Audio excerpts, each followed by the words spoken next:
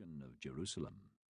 Prophets and patriarchs, Abraham, David, Jesus, and Muhammad are said to have trodden these stones.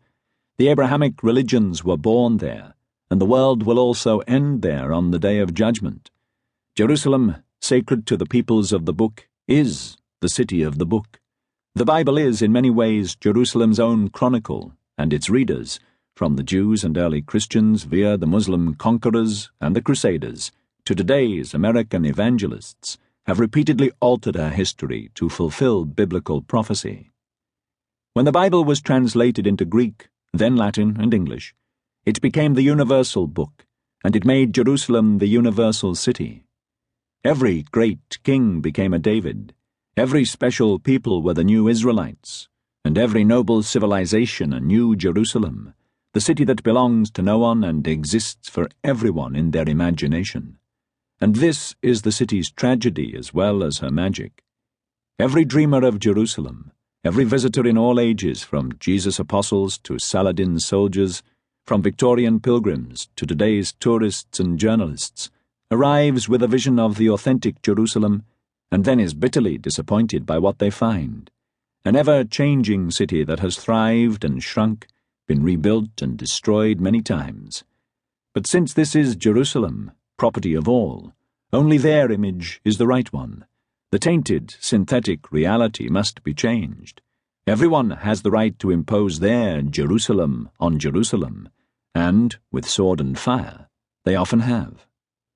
Ibn Khaldun, the 14th century historian who is both participant and source for some of the events related in this book, noted that history is so eagerly sought after. The men in the street aspire to know it. Kings and leaders vie for it. This is especially true for Jerusalem. It is impossible to write a history of this city without acknowledging that Jerusalem is also a theme, a fulcrum, a spine, even, of world history. At a time when the power of internet mythology means that the high-tech mouse and the curved sword can both be weapons in the same fundamentalist arsenal, the quest for historical facts is even more important now than it was for Ibn Khaldun. The history of Jerusalem must be a study of the nature of holiness. The phrase, holy city, is constantly used to describe the reverence for her shrines, but what it really means is that Jerusalem has become the essential place on earth for communication between God and man. We must also answer the question, of all the places in the world, why Jerusalem? The site was remote from the trade routes of the Mediterranean coast. It was short of water, baked in the summer sun, chilled by winter winds, its jagged rocks blistered and inhospitable. But the selection of Jerusalem as the temple city was partly decisive and personal, partly organic and evolutionary. The sanctity became ever more intense because she had been holy for so long. Holiness requires not just spirituality and faith, but also legitimacy and tradition.